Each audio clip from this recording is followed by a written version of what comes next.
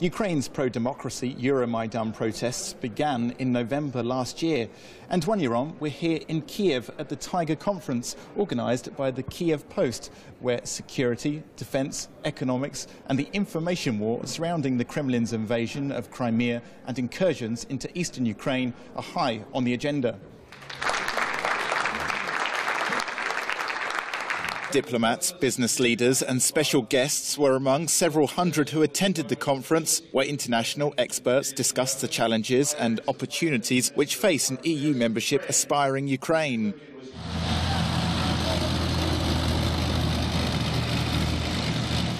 The West has been alarmed by Russia's actions in Ukraine, which began with the invasion of Crimea in February, shortly after the ouster of Kremlin-loyal former Ukrainian President Viktor Yanukovych.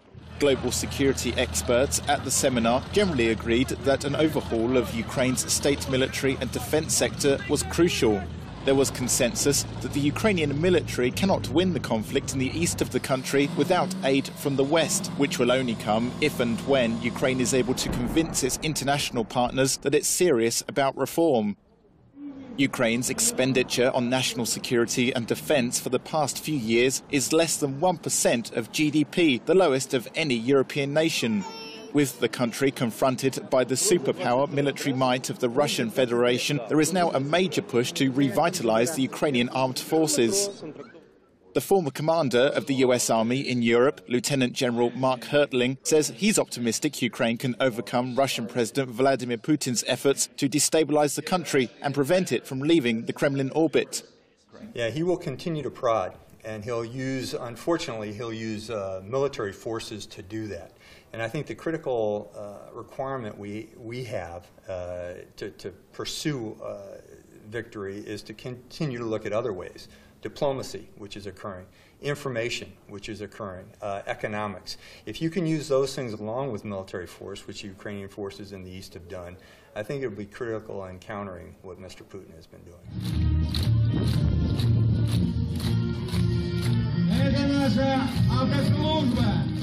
Russia's new type of hybrid warfare in Ukraine, which involves the use of fighters without insignia, alongside the deployment of economic levers and mass media disinformation campaigns, has alarmed the international community.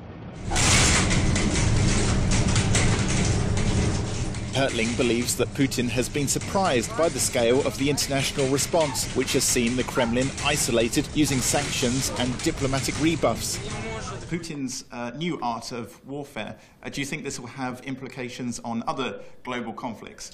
I don't. And first of all, I wouldn't consider it an art. I would consider it a little bit of a stumbling.